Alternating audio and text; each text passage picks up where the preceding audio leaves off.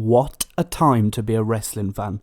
Huge news coming from NXT. Finn Bálor has lost his NXT championship to Samoa Joe. If that wasn't big enough, it was at a house show.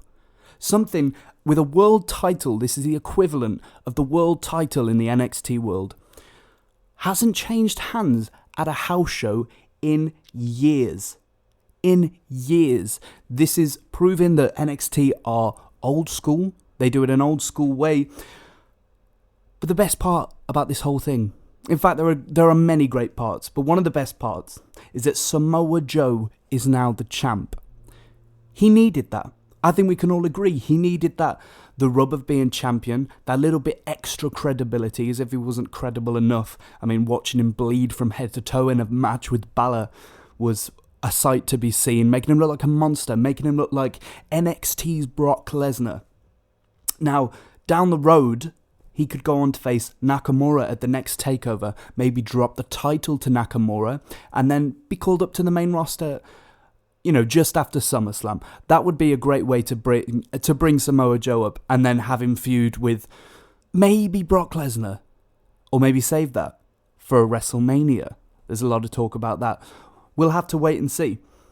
Now, another big question. Was a house show the right move? This is an interesting one.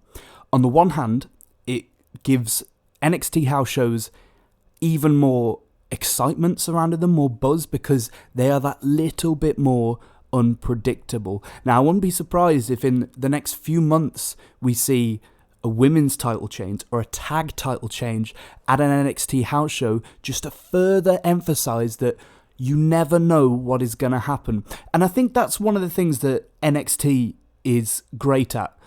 It's making you wonder what could possibly happen next. And if you think that something's going to happen, it could go in completely the other direction. For example, we take the last takeover. Finn Bálor versus Samoa Joe. Everybody thought that Finn Bálor was going to drop the title to Samoa Joe. Now, the question begs, why didn't they do it at that takeover? Here's my theory.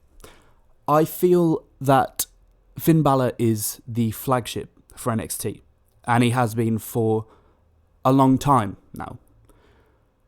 You want your flagship to have the credibility of the longest reign of all time. Now, some will say, why does that matter if he's being called up to the main roster? The point is, he was the flagship. He was the face of NXT. Now, the one thing you've got to remember is all NXT stars are temporary. Every single one of them has a time limit. They will eventually be called up. Now, picture this. If NXT's legacy is somebody like Finn Bálor, who frankly, if WWE messes up, they have really, really got to reassess their ability to produce and nurture talent, because this guy is incredible. But if their legacy is, imagine Finn Bálor gets to the top guy level. He is the next John Cena or Stone Cold. And NXT created that. And NXT has that legacy of he was the longest reigning champion of NXT. Doesn't that paint the brand in such an amazing light? It's interesting. And somebody like Neville, frankly, though he's amazing in the ring, hasn't done that well on the main roster, and being NXT's longest reigning champion isn't as impressive as somebody like Finn Bálor could turn out to be. Now let's talk about the match. Really interesting. It looked like, from reports from the crowd, that Finn Bálor went over on his ankle, and the ref pulled out the dreaded X, which, for those of you who don't know, it means a superstar is injured legitimately as a shoot in the match, at which point medics will come down and either the match will get stopped or they will call an audible. What looked to happen in this match is they called an audible, which said, that Samoa Joe would go over. I don't buy this, right? Because if you were Triple H backstage, which inevitably he was, or maybe he wasn't, he might have been doing the WWE tour, I don't know. Even so, somebody backstage would have made the call to stop the match, rather than, or do a quick pin for Bálor to win, rather than the title change hands on a house show. That's the type of thing that could only happen if it was planned. What have they got to lose stopping a match on a house show? It's not like it's on TV. It's not like they had anything to lose from that. Instead, I think they're using the injury angle to avert the eyes of the smart fans. Make people think, oh, he's hurt, therefore he won't be at Raw and he won't be at Payback. It's interesting. Now, Dave Meltzer, he has said it was taped. So are we going to see this on NXT in the coming weeks? And one thing I'm interested to know is how will they present it? Because I wouldn't be surprised, given that everybody knows what's happened, if they present it as, the commentators say, Finn Bálor lost his title at an NXT house show and we're going to show you the match now. Or will they just have a segment from the show as if it was on NXT as usual? That's yet to be seen. Regardless, a very interesting way to lose a title and a lot of intrigue and a lot of eyes will be on NXT either next week or in the coming weeks or whenever they address it, because they pre-tape TVs as well, and it's all, it's very hard to predict. Now, talking of hard to predict, we get on to Finn Bálor's debut. As Finn Bálor was leaving the arena, he got onto the tour bus. He got back off the tour bus and he shouted to the fans. He silenced the fans, got them to be quiet, and said, "See you all next Monday," and got back on the bus. Now, I'm not convinced that it will be Monday. I think this was just Bálor being Bálor.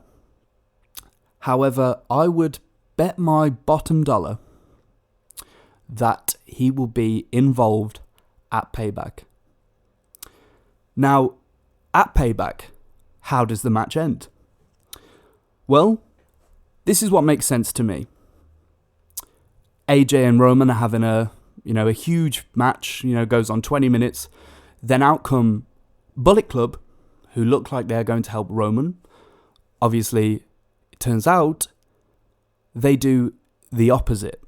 They beat down AJ Styles and out through the crowd, or the music hits, one or the other, of Finn Bálor, who comes down to the ring and beats AJ up with Gallows and Anderson.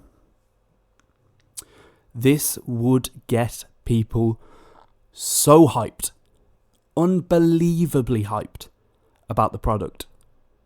It has been ages since we've had a stable in WWE worth talking about. The last was The Shield, who debuted in 2012, Survivor Series. What a way for these guys to debut. And probably, if you look back in history, if they do it right, it could be even better than Kevin Owens' debut, beating John Cena. Because there are 3 really key players in one faction, and then you go on to have a long 3-month feud between AJ Styles and Bálor Club.